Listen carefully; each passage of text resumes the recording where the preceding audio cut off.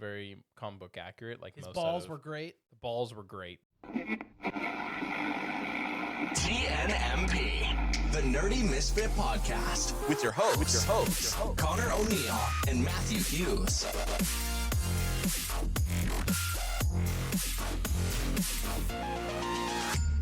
What is up, everybody, and welcome back to another episode of the Nerdy Misfits. Matthew, how are you doing? I'm doing well. You know, it's Sunday evening. We're a few days before this episode releases, which is not too bad. It's been a nice couple days, not too hot, not too cold. A little bit of rain. It's pretty hot, pretty humid. Today, well, in the afternoon it was. This morning wasn't too bad. Yeah. How are you doing? Pretty good, pretty good. Happy to be here to discuss our third superhero-related kind of review within what will be a very compacted feeling amount of time. Number 2 out of 3. But yeah, if you're new around here, we host obviously a nerd podcast where we talk about superhero related content, anime, manga, occasionally Star Wars, occasionally maybe like RPGs. Yeah, sprinkle in there so often. But I would say our core two are superheroes and anime. So Exactly. Obviously this one falls into the superhero category. If you saw the title of the episode, Yeah, you should know that. If you enjoy that, drop a subscribe, drop a follow, comment down below if you liked the Superman film, and hit up the backlog. There's lots of different superhero content in there. Definitely. But All with the that way said, back to the old.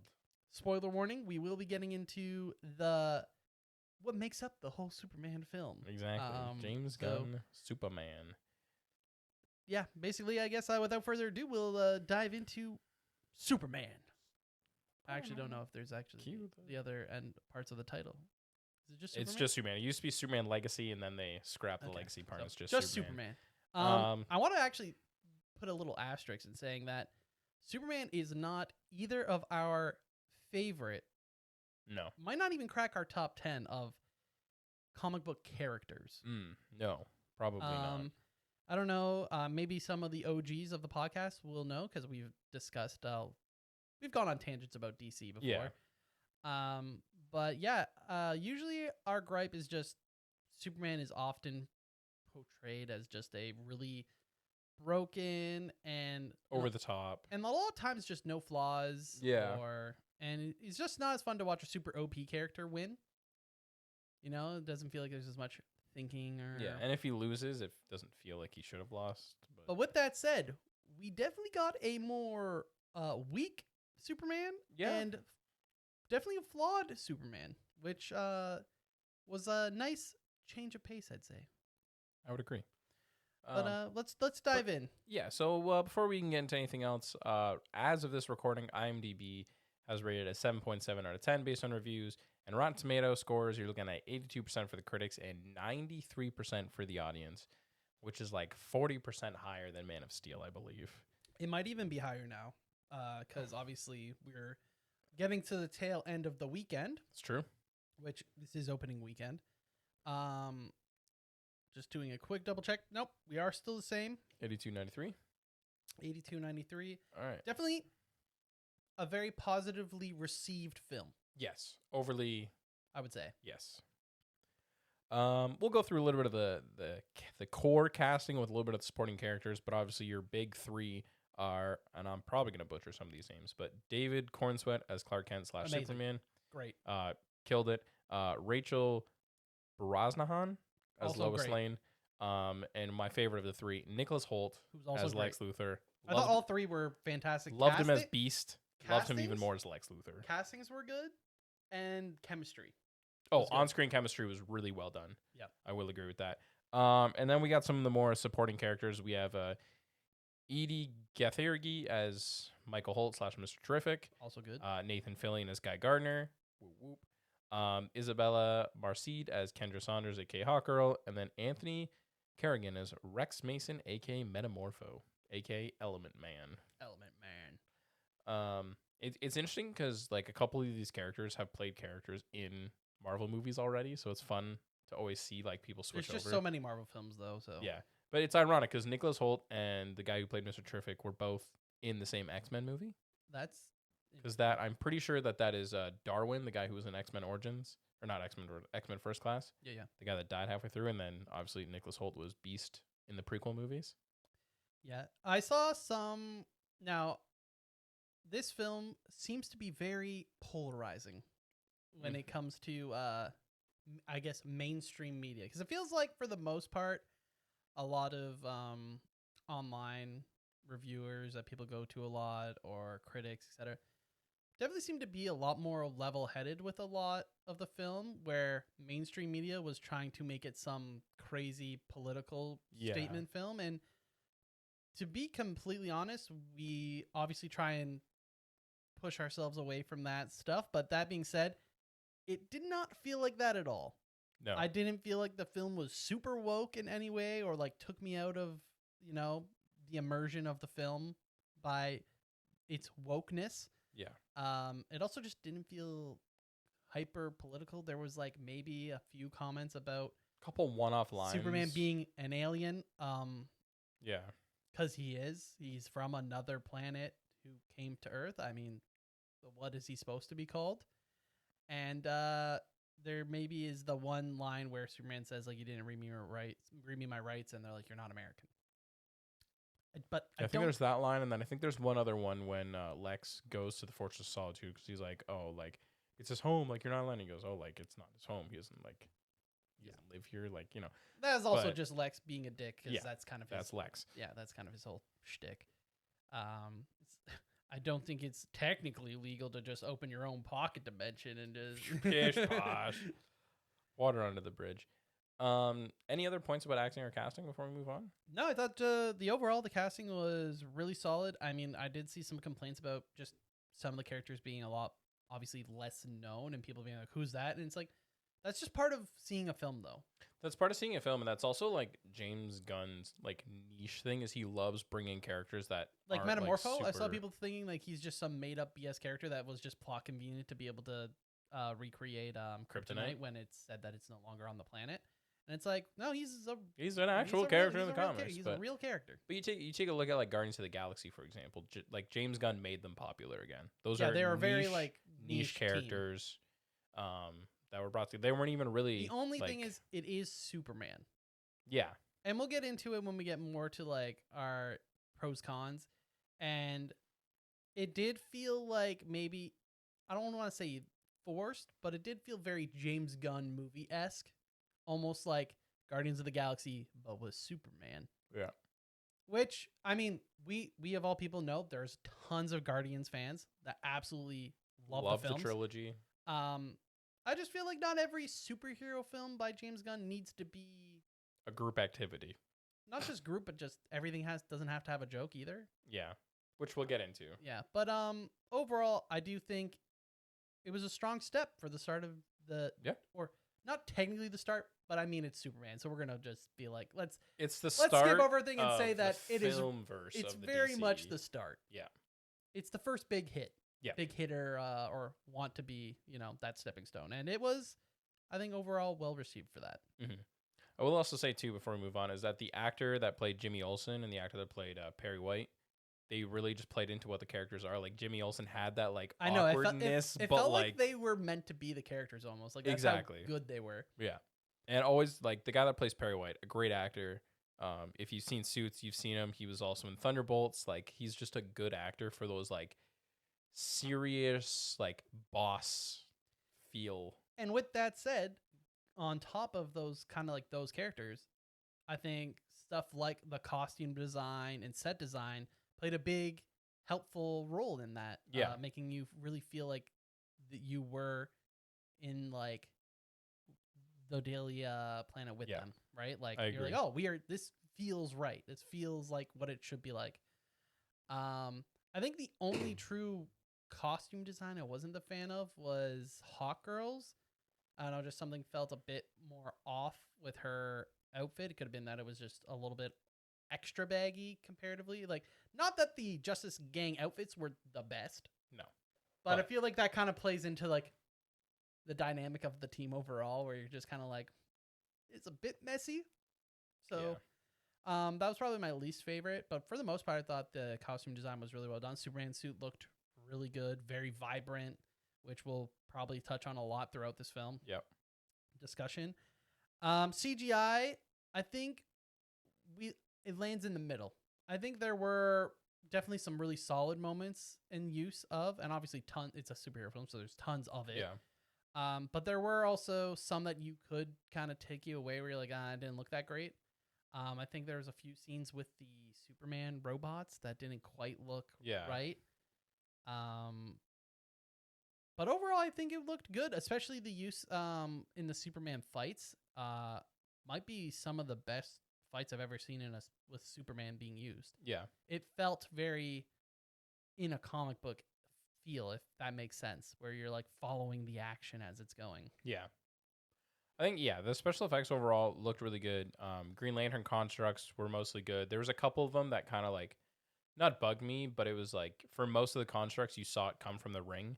And then when they're in that building where he like does the construct around the room, it doesn't like, he doesn't hold his ring up. You don't see that's more nitpicky. Well, he uses but the ring to start it. Yeah. And then, I mean, also when we see him go to stop the war, he's also, you don't see constructs coming from the ring. It comes from his ring.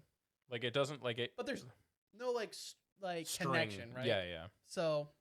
Yeah, it's some of it had the string, some of it didn't. For me, if it's a green construct, it's coming from the lantern ring. I don't need to see like a connection. The fundamentals. I think we all know where it's coming from. I think Superman's breath effect looked cool. The laser eyes were okay. Used it a lot too. He used the breath more than the laser. Like, I think we didn't see the laser thing until like twice, I think. Third act when he was fighting. Yeah, we saw Bizarro use it, and then he used it on Bizarro, I think, once. And then we saw him use it on some grunts with the spinning. And that was about it. Crypto. He does have a lot of powers, though. He does. Hard to really. Yeah. Pick one. Yeah. Crypto looked really good. It was really cool knowing that was like motion capture style from James Gunn's dog. Okay, yeah, I didn't know that. So, yeah, because James Gunn talks in an interview how, like, nuisance of his dog is. And he's like, man, could you imagine if, like, this dog had superpowers and stuff? And that was kind of like, he's like, that's what what he's he's using playing my dog for Crypto. And, like, that kind of and it's even more perfect that it's not Clark's dog. Yes, that is comic book accurate. Right? Like, it's not his dog. So there's already that element of maybe why the dog's not exactly listening. And then at the end, we also see maybe perhaps what has led into the dog's behavioral issues. Yes, definitely. So it kind of all clicks. And I do like that he wasn't just there to be cute or funny. Yeah. He did have some, and it's not like all of a sudden he behaved. It's just the behavioral elements of the dog were used in a way that made sense and helped in the film. Exactly. Which was cool. Mr. Terrific, I thought his design of like the supporting characters looked really clean, looked very comic book accurate. Like, his balls were great. The balls were great. They were very spherical. The fight scene with the camp was really good. Yeah. That was really well done. It showed off Mr. Terrific's powers a lot, which is really neat. And I think we got a really good sense, like, people who don't know who the character is at all, they got a sense that, okay, he's also higher intellect. Yes. Like, you did get the sense, like, okay, this guy's intelligent. Much more above average intelligence. He's not a superpower guy. He's a more Tony Stark-esque character with that. One thing I'll mention about the visual effects and production and cinematography and everything before we move on is, well, two things. One, I personally wasn't the biggest fan of the fisheye effect with some of the close-up shots for people's face. It's not bad. It's just not my cup of tea. It's also used a decent amount. It was used more than slow motion. Yeah, slow motion. But slow motion was done pretty good. Like, there wasn't a shot think there or was two. More than probably necessary, but I feel like, it's a superhero film. Yeah, I was gonna say there's slow motion. Like you're always gonna get it no matter what. But it was a lot less than Black Adam. Definitely. Yes, for sure. That is the my marker for it. If you have less slow motion than Black, it's too much. Yeah, well, there was a lot in Black Adam. Absolutely, to be fair. Yeah. And then I think Metamorpho looked super neat, very comic book accurate, right down to the purple and the orange, stuff like that. Don't know if he has a kid. Don't know if that's comic book, but hey, you needed a reason. But needed a reason for him to switch sides per se. To obey Lex, yeah. We can go jump into the positives. We can come back to the connection to other stuff later. Sure. Positives. Truly felt like a comic book film, a comic book in film form. Yeah. And I think this kind of shows people's level of either if they've read a comic or their ability to disconnect themselves from reality, because a little bit of it felt cringy, or like kind of that didn't feel right, and that's because it was more like a comic book. Yeah. Where it's like, if you've ever read a comic book, like, yeah, that's that ridiculousness, that like over the topness, that's a comic book. And I think that was captured really well in For the film. most part, yeah. Now, does that mean it works all the time? No. Definitely not. It was definitely something different, especially for a Superman film. But I kind of liked it. Definitely felt fitting in a way. Agreed. Like I mentioned, Superman actually had flaws and was not some just perfect being and winning every fight. I actually almost feel like it would have been nice to see Superman just absolutely own something. The only people he really destroyed were some grunts. Yeah. And to be fair, the main villains were designed by Lex to take down Superman, so it makes sense that he would have a hard time. But you almost feel like Superman isn't that broken in a way, you know what I mean? Mm-hmm. Well, I mean, the opening scene, we see him literally... Well, he's defeated, but I mean, every fight was basically... Kaiju had help, wasn't just taken on by just Superman. Didn't even fight the imp from the Fifth Dimension. We'll get to that. And then obviously every fight with any of Lex's things, he wasn't holding his own that well, or he had help. Yeah. Which it almost too much nerfed Superman, I feel, in some ways. Mm-hmm. I found this to be a positive. Some people found this to be confusing. I enjoyed that he was already established. Yeah. I didn't want to see the whole origin story of Superman. I really liked the pretty quick and dirty the text and being like 300 years, 30 years, 3, blah, blah, working down. Yeah. Kind of thought it was a creative way of just being like, this is where Superman is right now. He exists. People know him. He is Superman already. And here we are. Yeah, I kind of like that. That's more of a personal thing. I don't know if you feel the same, Matt. Yeah, I think because I'm 50-50 on it, but part of me was like, man, I'd love to like see like little clippets of it, or even like narration of it, of his ship coming, and like we kind of see it through time, like a mini montage. But also that would kind of take away from the movie a little bit. So the words there was on the already screen, so much going on. That's what I mean. So to set it up that way, it was fine. Like, I'm not going to say it was a bad way to do it, because again, it saves time for people knowing a story that was written like 90 years ago. People already know that ship landed in Kansas, the Kens found them. And even if they don't, that you kind of understand who Superman is.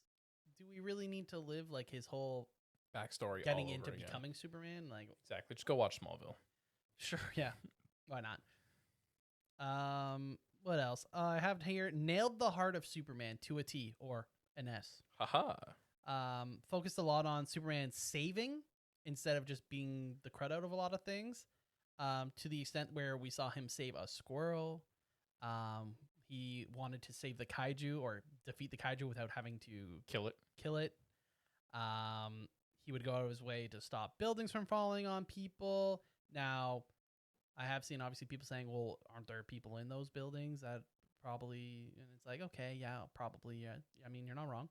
But in certain Superman films, we just are supposed to ignore all the chaos that's happening around. And it's nice to see that Superman was going out of his way to try and limit the amount of destruction and potential death happening around fights that he's participating in.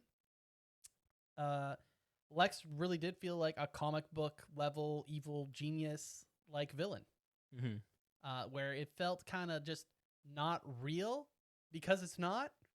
You know what I mean? Like, where he was almost too ridiculously evil and had too ridiculous of a grudge against Superman. And I feel like that is who Lex is. Like, people really, they didn't, I saw some people's complaints were that they found Lex's reasoning to just hate Superman to be kind of petty. And it is.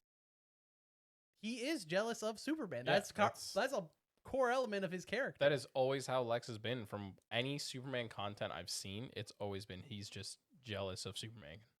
That's why he builds a Superman suit essentially in the comics, you know? So I thought they nailed it. I thought maybe the ending I didn't love for the way his character kind of ended up. But up until that point, I thought he was fantastic. Like comic book villain, like for real. And then like we mentioned, I really liked that Crypto wasn't overdone and wasn't just kind of there for this like cutesy mascotty level thing. Not to just sell product sure he will. like Baby I'm Groot sure he was. will sell a lot of stuff, but it was nice that he had a relevant use and it made sense for how the character was originally introduced, you know, not behaving, and he still isn't really behaving when he's used to help in fights. So Yeah. do you have any other positives to add on? I enjoyed how vibrant the film was in comparison Absolutely. to the DCEU with the Snyderverse. No offense to those films, but it was just, to me, it was crazy how bright this film was. And to me, that's how a Superman comic traditionally is. Like, if the only one that comes to mind is like Superman Unchained, which was a lot darker, but that was still kind of bright. But this film, like you said, it's a comic book come to life. So the Superman comic traditionally is vibrant. He's a hero for hope. Exactly. You know, he's not for justice. He's for hope, you know? So Yeah. it's meant to be a lot brighter. The slow motion during the film was done well. Acting, like we've talked about already. Costume designs overall pretty good. Another thing I'll mention is that they talked about briefly the origin of his glasses and how Yes, that that was is a really- comic book accurate. That was a nice little one-liner thrown out Yeah, there. because obviously people are like, "Oh, Clark Kent's wearing glasses." How does not everyone know that he's Superman?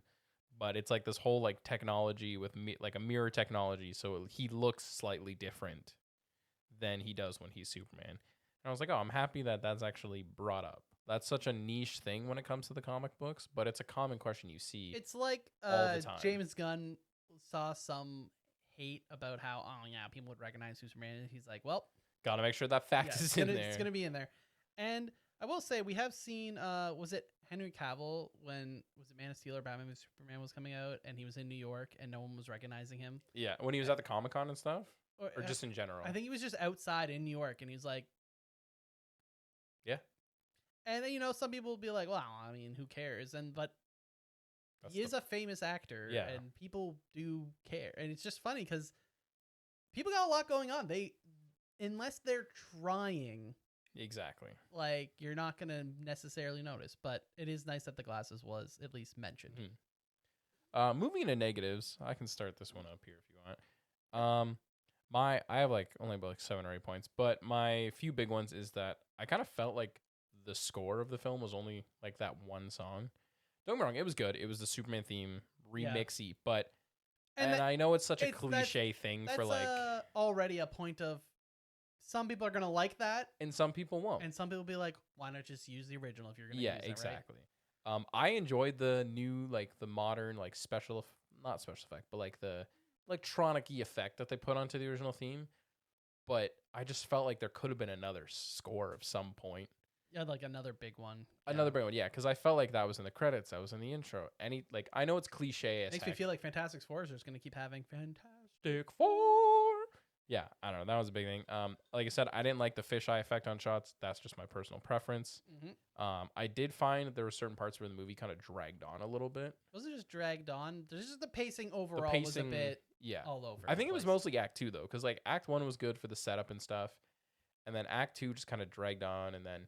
My one thing too is like Mr. Terrific comes to the little like beach or whatever, and they try to close up and everything like that, and he takes down everyone outside. Then he goes inside the tent, and then it's just like a while before Lex finds out that someone's taking down his pocket dimension portal. Even though there was like, I know everyone was kind of knocked out, but you're telling me that I don't know, but that's nitpicky. But there were some nitpicky things. Like another big one is.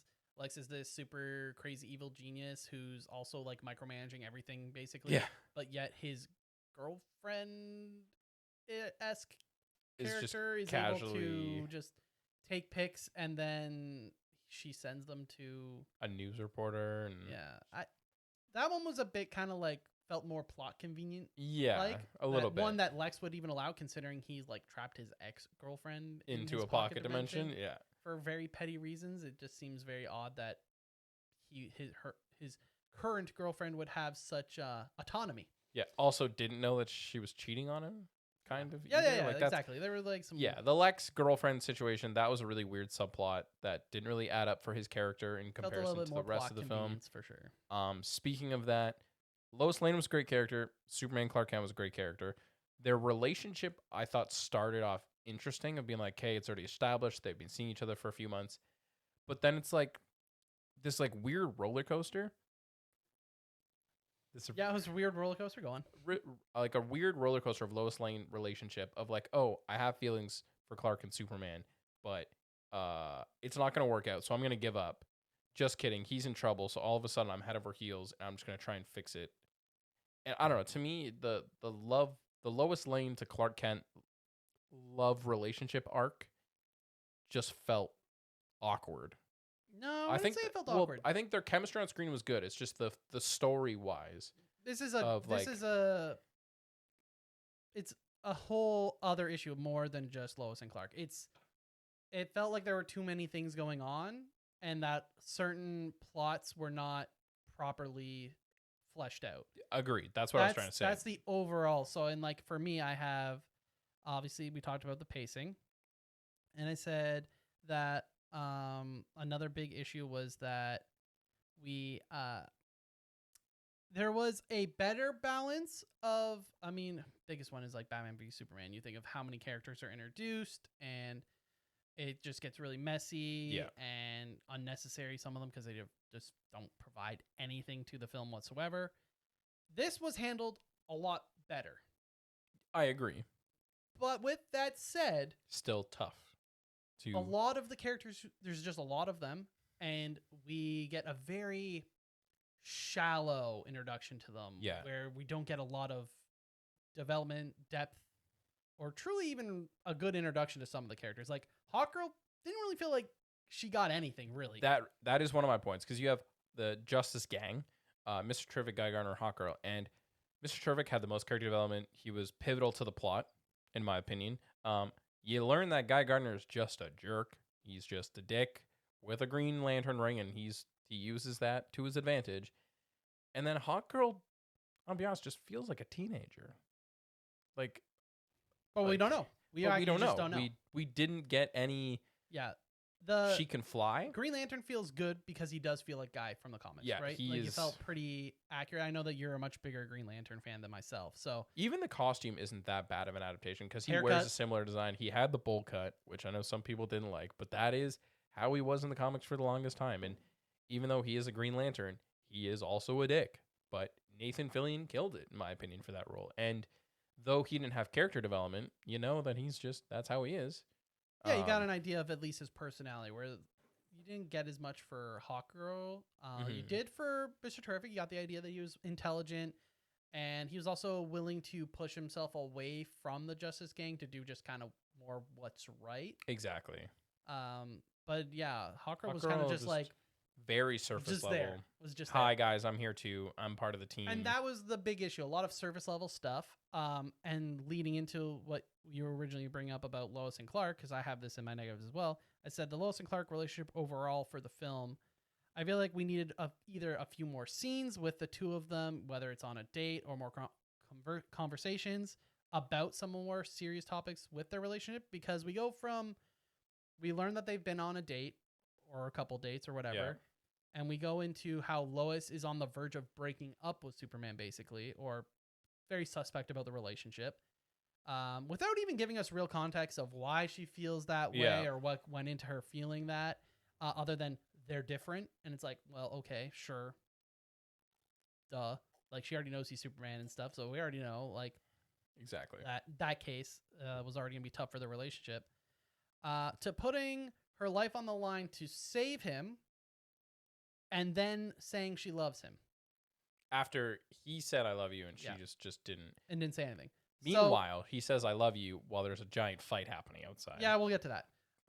That's like irrelevant to this specific topic, right?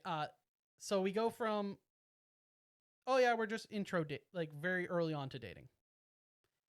Obviously, we get the idea that Clark's always been into Lois from the way that some of these conversations and things have gone. Yeah. I think we can at least take that from what's told to us. But yeah, we go from him is saying he loves her, nothing, then she goes out overweight, which I think Lois is a good person. Like, no one else is going to do it. And she's like, okay, no one else is going to, I'm going to have to try and push people that can help him to help him, which makes sense for the character. Yeah. But then she goes into just being like, oh, I love you too.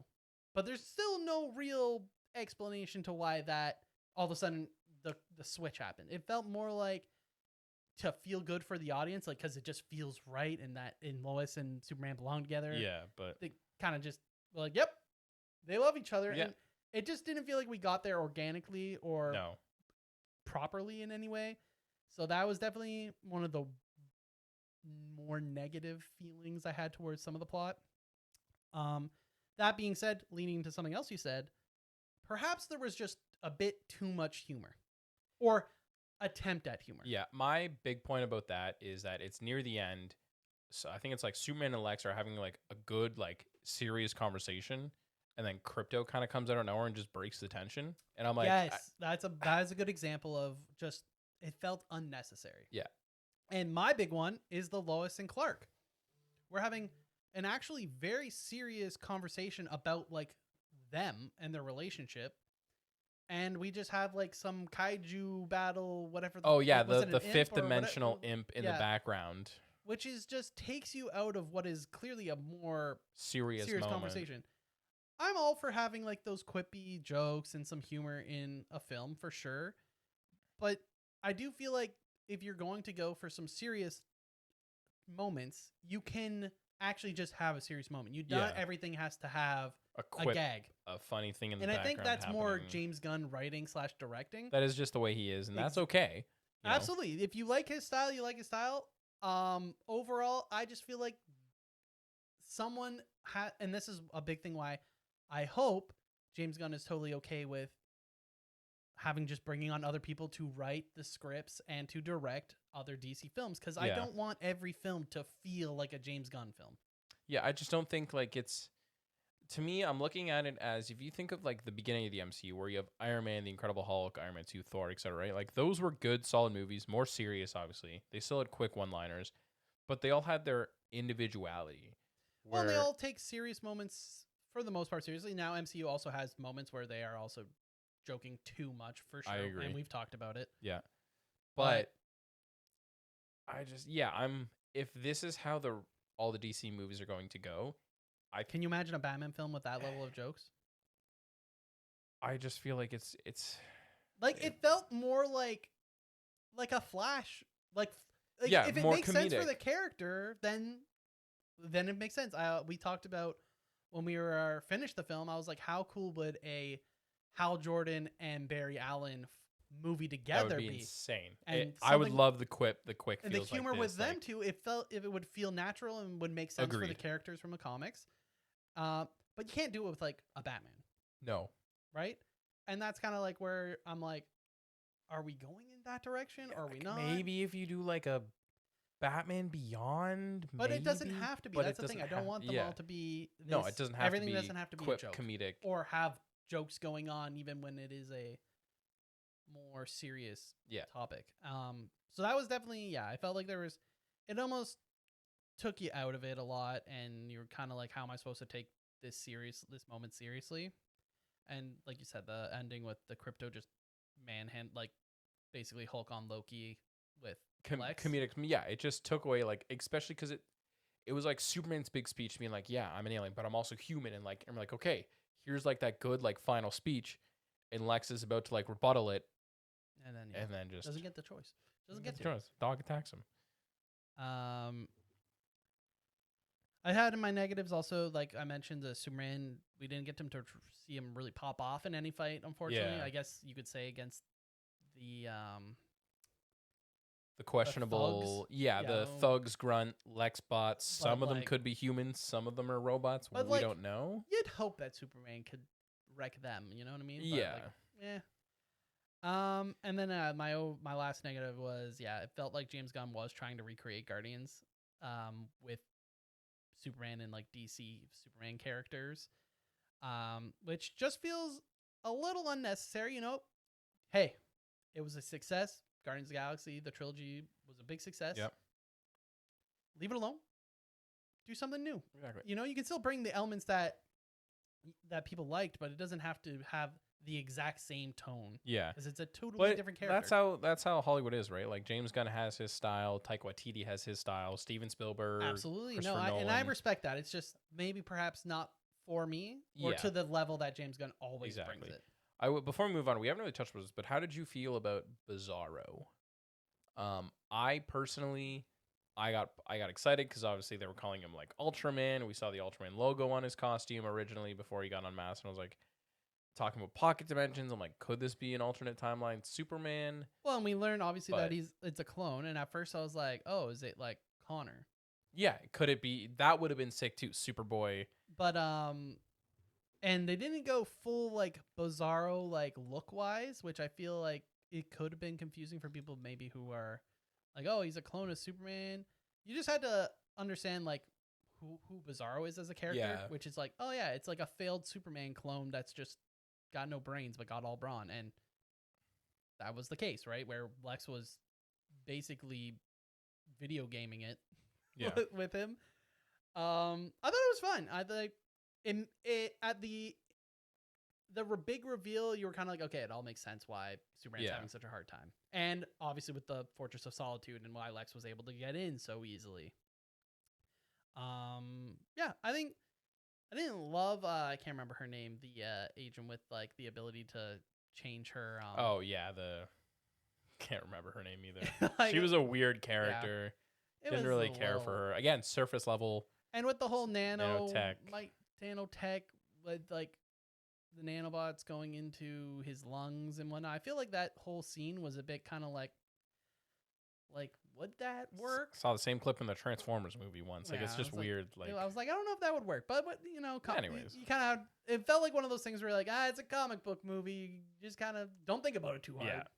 yeah. Any other negatives? No, that's it for me. Yep. All right. So connections to other films and franchises is obviously the beginning of the DCU for films. Peacemaker show is the beginning of the James Gunn verse, and it gets confusing because Peacemaker first appeared in The Suicide Squad, and in that movie, Idris Elba's character references Superman and then the Justice League themselves appear in Peacemaker season 1. I'm pretty sure. I've never seen the show. So then it just gets confusing because that's like Henry Cavill, Jason Momoa, etc. Right? But then I was reading apparently the Flash movie is supposed to treat it as like a Flashpoint thing where the universe is rebooted. Reset, yeah. That's how he's kind of doing it. But obviously, overall, this movie sets up who pops up at the end of this movie in the Fortress of Solitude, which is the next DC movie. I'm pretty sure it's supposed to come out, and that is Supergirl. Yeah. So I think the connection is very confusing because I think James Gunn choosing to have those Easter eggs of characters we've seen but have also been in the original failed attempt of the DC universe. Yeah, that's why Makes it's it a bit only confusing. Peacemaker, and that's Yeah. it. But if we accept that this is the real start, Yeah, so it's called Chapter 1, he's calling Yeah. it instead of phase. It's chapters. This is Chapter 1, Gods just and marketing, Monsters. doesn't matter. Yeah, That's it just really marketing. is. But we accept that this is the start of the Mhm. DC universe. Okay, Peacemaker's there. Okay, we know he's in the universe. Blah blah blah. Done. Easy peasy. And then I saw some dislike towards having Supergirl there at all. Which, okay, yeah, maybe. I mean, you could say this is also just the real credit scene in a way, where Yeah, I feel like in some of those OG Marvel films, this would have been this would have been the post-credit scene. and I thought it was fine. One helps explain Crypto and his bad behavior, which Yeah. thought was handled well. And two, I saw some hate towards her, but we know for a fact that James Gunn is basing her off of Woman of Tomorrow storyline, where she's dealing with like the loss of Krypton. She's in like this depression spiral, Yeah, and she is going out to Red Sun planets to get drunk and just party it up. forget, if you will. Exactly. Right. So Because for those who don't know, Supergirl wasn't an infant like Clark was on Krypton. Like she was grew a up there. teenager. Yeah, she grew up on Yeah. Krypton. She was a teenager. Her ship hit the sun, and she got in the gravitational pull of a sun and stuff like that. So she's actually more powerful than Superman in certain renditions. I don't know Of how course, this is yeah. going to happen. But yeah, so she's older in Krypton years than Clark, but because she was in her ship or whatever, she didn't age as fast. So technically, she's younger than Superman. gets really weird. Yeah, the Supergirl stuff's always very Yeah. confusing. But overall, for what they're going for her character, it made sense. Yeah, exactly. And I liked that she was like really like, I don't know, like dickish to Clark, like didn't give an F. Yeah, exactly. She's like, "Where's my dog?" Yeah, and she's like, you know, she doesn't care that he's Superman. Exactly. She's right? like, "It's whatevs." What are you gonna do? What are you gonna do about it? Which I kind of like. I like that style of the character. I'm hoping with the more emotional version of her character that maybe we do see a Red Lantern version of her. I would love that. That is one of my favorite Supergirl storylines. Because I think that'd be fun. I think it'd be really fun, especially because we're getting a Green Lantern show, and we've already seen Guy Gardner. Like, that means the existence of other Lantern Corps are in there, and that would be pretty dope to see.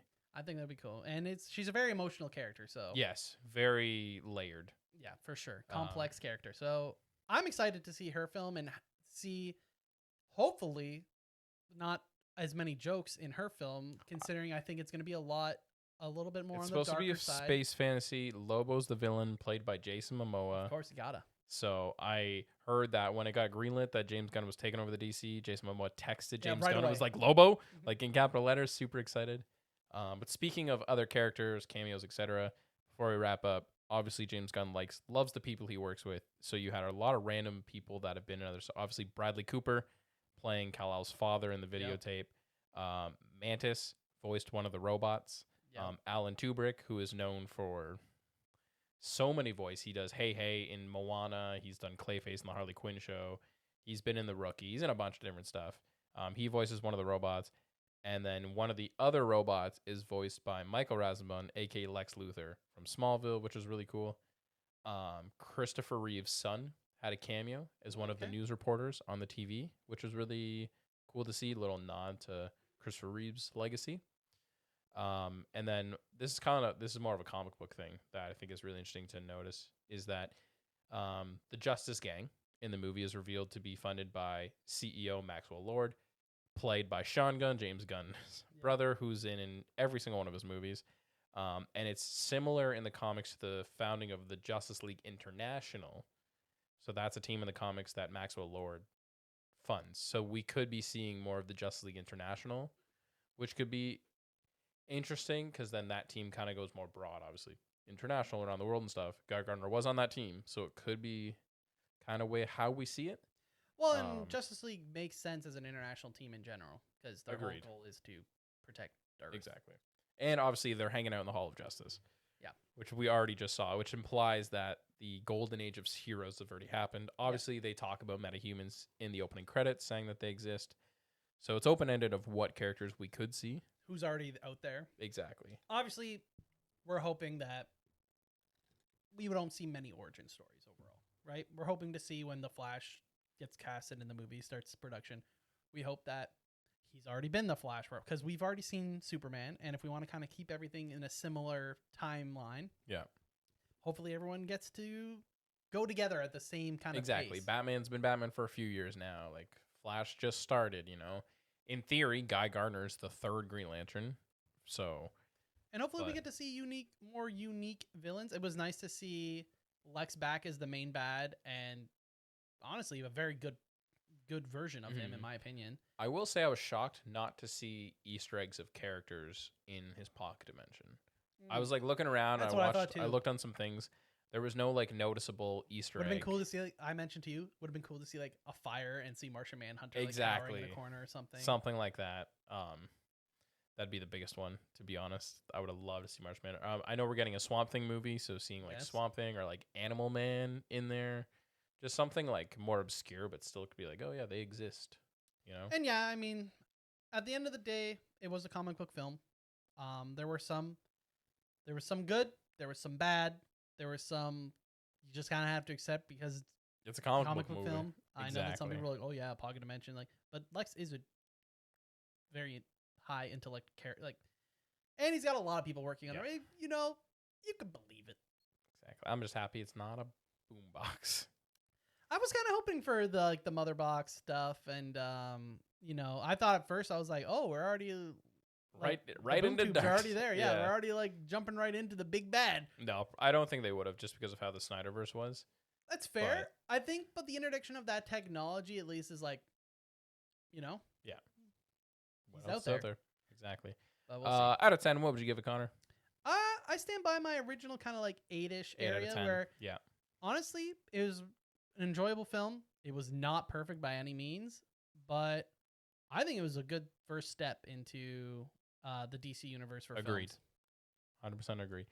Let us know what you thought of Superman by dropping a comment on the YouTube video, dropping a comment on Spotify, chat about it off in the Discord, wherever you guys want. And if you're not subscribed already, make sure you subscribe, like the video, the whole shebang, because we're here every single Wednesday talking about something nerdy. Stay tuned. In a couple weeks. We got Fantastic Four. Also, anime of the month. Yeah. We're halfway through the month already. The anime we're watching is Ping Pong the Animation. We talk about anime the last Wednesday of every month, seasonal anime that we chat about. And speaking of seasonal anime, summer season has already started. Let us know what you're watching in the Discord, comment below, etc. But until then, thanks for listening, thanks for watching, and we'll see you next week. Goodbye. Bye. TNMP, the Nerdy Misfit Podcast. Don't forget to join the island by dropping a follow. Thank you, and see you next week.